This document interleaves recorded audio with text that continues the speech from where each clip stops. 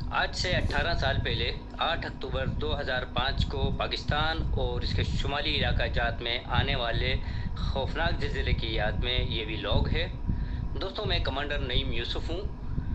قوموں کی تاریخ میں قدرتی آفات و حادثات کا رونما ہونا ایک مسلمہ حقیقت ہے۔ قدرتی آفات جیسے زلزلہ، سیلاب، سونامی، سائیکلون، موسلا دھار بارشیں، آندھی، طوفان وغیرہ ہیں۔ قدرتی آفات میں سب سے خطرناک اور خوفناک آفت زلزلہ ہے، اور یہ اس وجہ سے ہے کہ زلزلہ آنے کی پہلے سے پیش گوئی کوئی نہیں کر سکتا، اور غفلت میں جو آفت آئے اس کے نتیجے میں جانی اور مالی نقصان بہت زیادہ ہوتا ہے، کیونکہ پہلے سے بچاؤ کی تیاری کی مہلت نہیں ملتی۔ دوستو، آج 8 اکتوبر کا دن ہے۔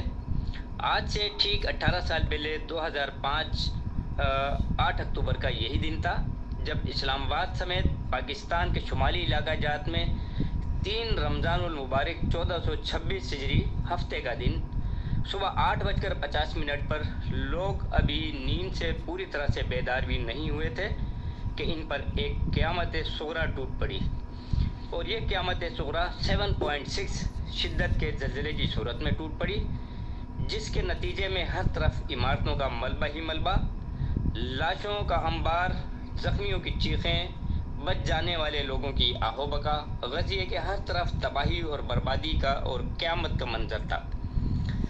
اس زلزلے کے بعد آفٹر شاکس کی تعداد 978 یعنی 978 تھی، جن کی شدت ریکٹر اسکیل پر 4 اور اس سے زیادہ تھی۔ اس زلزلے کے نتیجے میں 1 لاکھ سے زائد افراد ہلاک ہوئے، جبکہ 1,38,000 سے زائد زخمی ہوئے، 19,000 بچے ہلاک ہوئے، 35 لاکھ بے گھر ہوئے، 35 لاکھ افراد بے گھر ہوئے، 2,50,000 مویشی ہلاک ہوئے، مجموعی طور پر 50 لاکھ لوگ متاثر ہوئے، اور جو علاقے بہت زیادہ متاثر ہوئے ان میں اسلام آباد، مظفر آباد، راولاکوٹ، اٹھمقام، باغ، ہٹیاں، دیر، حویلیاں، عباس پور، راولاکوٹ، پگی شامل ہیں۔ اور دوستوں، یہ تمام روح فرسا خوفناک مناظر میں نے خود دیکھے ہیں، اس لیے کہ حکومت پاکستان کی ہدایت پر میں زلزلے کے دوسرے دن اپنے تمام ریسکیو آلات اور ریسکیو ٹیم کے ساتھ اسلام آباد میں موجود تھا، جہاں پاکستان آرمی جو کہ اس زلزلے میں مرکزی طور پر کمانڈ کر رہی تھی، اور سب سے پہلے منظر عام پر آنے والی بلڈنگ جو ہے اسلام آباد میں 11 منزلہ مرگلہ ٹاور جو اسلام آباد میں واقع ہے، یہ 11 منزلہ عمارت زلزلے سے پوری طرح منہدم ہو گئی تھی، اور اس میں رہائش پذیر سینکڑوں مرد، خواتین اور بچے اس کے ملبے تلے دبے ہوئے تھے۔ ہر طرف چیخیں تھی، آہو بکا مچی ہوئی تھی۔ سب سے پہلے مجھے مرگلہ ٹاور اسلام آباد کے ملبے تلے لوگوں کے ریسکیو کرنے کے فرائض انجام سونپے گئے، اور میں نے اپنی ریسکیو ٹیم کی قیادت کرتے ہوئے پاک آرمی، اسلام آباد فائر بریگیڈ اور دیگر وہاں موجود مختلف اداروں کے رضاکار ریسکیو اہلکاروں کے ساتھ کچھ انٹرنیشنل ریسکیو ٹیموں، جن میں ریپڈ ریسکیو خاص طور پر قابل ذکر ہے، ان کے تعاون سے 17 دن تک مرگلہ ٹاور کے ملبے کے نیچے سے زندہ بچ جانے والے لوگوں کو نکالتے رہے، اور جو لوگ ہلاک ہو گئے تھے ان کی ڈیڈ باڈیز نکالتے رہے۔ مجموعی طور پر 17 زندہ لوگوں کو ریسکیو کیا اور 74 ڈیڈ باڈیز وہاں سے نکالی۔ اس کام کے دوران 6 دن کے بعد ملبے کے نیچے سے 2 بوڑھی خواتین کو بھی زندہ نکالا۔ ان بے لوث اور انتھک امدادی کارروائیوں میں انسانی جانوں کو بچانے اور بغیر کوئی نقصان پہنچائے ڈیڈ باڈیز کو بحفاظت نکالنے کی خدمات کے اعتراف میں جناب وزیر اعظم پاکستان آرمی، چیئرمین CDA اسلام آباد، ناظم کراچی، گورنر سندھ سمیت مختلف سرکاری اور غیر سرکاری اداروں نے ایوارڈز، میڈل، شیلڈز اور دیگر اعزازات سے نوازا۔ دوستوں، آج 8 اکتوبر 2005 میں آنے والے زلزلے میں شہید افراد کے لیے ہم سب مل کر دعائے مغفرت کرتے ہیں کہ اللہ تعالیٰ شہیدوں کو جنت الفردوس میں اعلیٰ مقام عطا فرمائے۔ جو زخمی ہو گئے تھے اور ابھی تک صحت یاب نہیں ہو سکے، اللہ تعالیٰ انہیں جلد از جلد صحت عطا فرمائے۔ جو بچے، بچیاں اور دیگر افراد اپنے پیاروں سے بچھڑ گئے تھے، پروردگار عالم ان کے حق میں بہتر فیصلہ فرمائے اور انہیں اپنی رحمت سے بہتر عطا فرمائے، آمین۔ دوستوں، دعا ضرور کریں، لیکن اس کے ساتھ ساتھ قدرتی آفات سے بچاؤ کے لیے تیاری ضرور کریں، کیونکہ اگر مختلف قدرتی اور انسانوں کی وجہ سے آنے والی آفات سے آپ پہلے سے بچاؤ کی تیاری کر لیں گے تو آپ نہ صرف اپنی بلکہ اپنے بیوی بچوں، اہل خانہ اور آس پاس کے لوگوں کی بھی جان بچا سکتے ہیں۔ تو آئیے دوستوں، میں آپ کو زلزلے سے بچاؤ کی تیاری کراتا ہوں۔ زلزلے سے بچاؤ کے 3 مرحلے ہیں۔ سب سے پہلا مرحلہ ہے زلزلہ آنے سے پہلے بچاؤ، precautions before the earthquake. Number 2، زلزلہ آنے کے دوران بچاؤ، precautions during the earthquake. Number 3، زلزلہ آنے کے بعد بچاؤ، پریکاشنز آفٹر دی ارتھکویک۔ تو دوستوں، سب سے پہلے بات کرتے ہیں کہ زلزلہ آنے سے پہلے آپ اپنے بچاؤ کے لیے کیا کر سکتے ہیں۔ یہ بات یاد رکھیں کہ زلزلہ آنے کی کوئی پیشگی اطلاع دینے والا آلہ، ارلی وارننگ سسٹم ابھی تک ایجاد نہیں ہوا۔ زلزلہ کسی بھی وقت بغیر اطلاع کے آ سکتا ہے، لیکن ہم یا تو بالکل نہ ہو یا نہ ہونے کے برابر ہو۔ ہم اپنے بچاؤ کے لیے یہ اقدامات پہلے سے کر سکتے ہیں کہ یا تو جانی نقصان بالکل نہ ہو، یا اگر جانی نقصان ہو تو نہ ہونے کے برابر ہو۔ جیسا کہ ترقی یافتہ ممالک میں ڈیزاسٹر مینجمنٹ کی تربیت عوام کو، کمیونٹیز کو دی جاتی ہے، تو پہلے ہم زلزلہ وقوع پذیر ہونے سے پہلے یہ کر سکتے ہیں کہ بلڈنگیں زلزلہ پروف بنائیں۔ جتنی منزلہ بلڈنگ بنائیں، اس کی بنیادیں اس کے لوڈ کے حساب سے مضبوط بنائیں۔ لینڈ سلائڈنگ والے علاقوں میں جہاں مٹی کے تودے آئے دن گرتے ہیں، ان علاقوں میں بلڈنگیں نہ بنائیں۔ بلڈنگز کی تعمیر بلڈنگ کوڈز کے مطابق کریں۔ گھروں کے دروازے کھلنے کا رخ باہر کی طرف ہونا چاہیے تاکہ ایمرجنسی کی صورت میں گھر سے باہر نکلنے میں دیر بالکل نہ لگے۔ دوستوں، اہل خانہ کو زلزلے سے بچاؤ کی تربیت دینا چاہیے۔ اپنے بستر، بیڈ کے اوپر کوئی تصویر، کوئی پینٹنگ، سینری یا فانوس نہ لٹکائیں۔ بیڈ کے سرہانے کے اوپر ایسی کوئی تصویر یا چیز نہ لگائیں جو زلزلے کے جھٹکوں سے آپ کے سر پر گر کر ہلاک یا زخمی کرنے کا سبب بنے۔ بھاری اشیاء، فریج، ریفریجریٹر، الماری، واشنگ مشین وغیرہ کو اس کی جگہ پر مضبوطی سے جمع کر رکھیں۔ ایسی اشیاء جن کے بھڑک کر آگ لگنے کا خدشہ ہو، انہیں چولہے، گیزر، ہیٹر اور بجلی سے چلنے والی اشیاء سے دور رکھیں۔ ہنگامی صورتحال میں تیزی سے باہر نکلنے والے راستوں یعنی ایمرجنسی ایگزٹس کی پہلے سے نشاندہی اپنی فیملی کے ساتھ بیٹھ کر لیں کہ ہنگامی صورت میں انہیں کون سے دروازے سے نکلنا ہے، ایمرجنسی میں انہیں کب، کیسے اور کہاں سے باہر نکل کر اپنی جان بچانی ہے، اور گھر سے باہر نکل کر کون سا ایسا مقام ہے جو یعنی اسمبلی پوائنٹ کہاں ہے جہاں سب کو جمع ہونا ہے، تاکہ گنتی کر کے معلوم کر لیں کہ گھر کے سارے افراد باہر آ چکے ہیں، اندر کوئی رہ تو نہیں گیا۔ بجلی، گیس سلنڈر اور پانی کی سپلائی کے مین والو کہاں لگے ہوئے ہیں، یہ سب کو پتہ ہونا چاہیے۔ گھر میں آگ بجھانے والے آلات موجود ہونے چاہیے اور سب کو پتہ ہونا چاہیے کہ یہ آلات کہاں رکھے ہیں، کس صورت میں ہیں، کہیں ان کی میعاد ایکسپائری تو نہیں آ گئی۔ فرسٹ ایڈ باکس ضروری دواؤں کے ساتھ ہر جگہ موجود ہونا چاہیے۔ بنیادی ریسکیو ٹولز، پھاوڑا، بیلچہ، گیتی، کدال، چھینی، ہتھوڑا، پلاس، screwdriver, wire cutter, solution tape ہر گھر میں ہر وقت موجود ہونا چاہیے۔ نزدیک ترین police station, fire brigade, ambulance centre, telephone کے نمبر آپ کے پاس موجود ہونے چاہیے۔ ضروریات کے لیے کچھ پیسے بھی اپنے پاس اٹھا کر رکھیں تاکہ ایمرجنسی کی صورت میں کام آ سکیں۔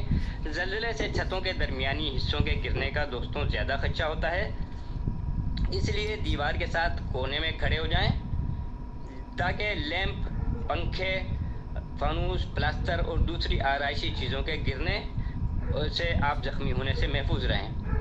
دوستو، یہ آپ کو اقدامات اس وقت کرنے ہیں کہ جب زلزلہ آ گیا ہو، یعنی سیفٹی ڈیورنگ دی ارتھکویک۔ اگر کوئی زلزلہ آ گیا ہے اور آپ محسوس کر رہے ہیں تو ایسے زلزلے سے چھتوں کے درمیانی حصوں کے گرنے کا زیادہ خدشہ ہوتا ہے، اس لیے دیوار کے ساتھ کونے میں آپ کھڑے ہو جائیں تاکہ لیمپ، پنکھے، فانوس، پلاسٹر اور دوسری آرائشی چیزوں کے گرنے سے آپ زخمی ہونے سے محفوظ رہیں۔ وہ کھڑکیاں جن میں شیشے لگے ہوں ان کے قریب پناہ نہ لیں۔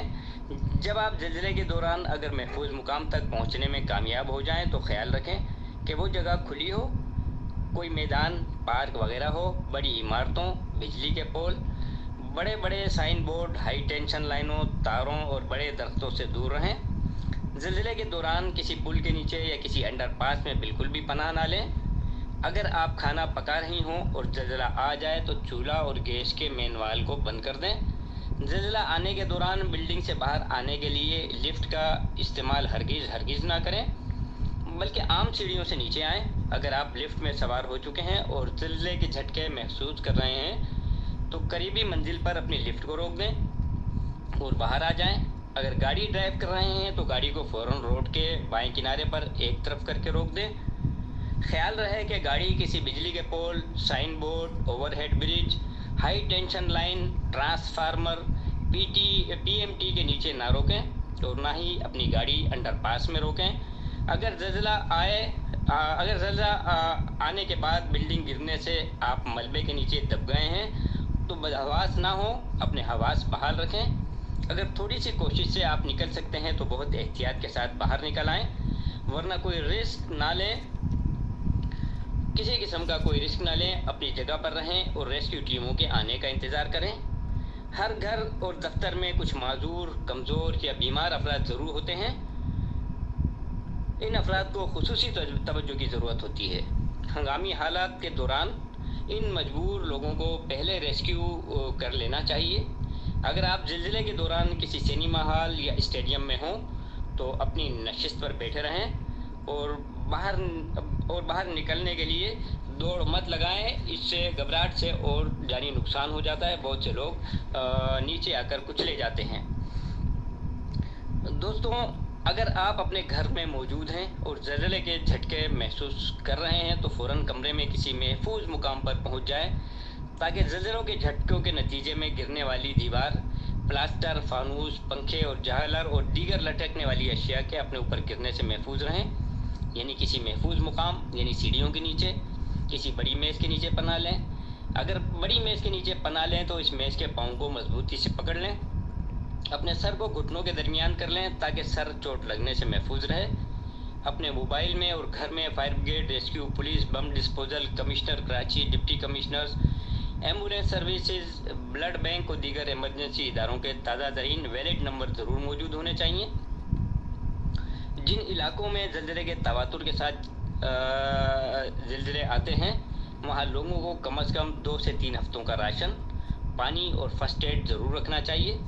زلزلہ اگر آ چکا ہے، بلڈنگ گر چکی ہے اور اگر آپ ملبے تلے دبے ہوئے ہیں اور زندہ ہیں تو غیر ضروری حرکت نہ کریں کہ حرکت کرنے سے مزید ملبہ آپ کے اوپر گر کر مکمل دبا سکتا ہے۔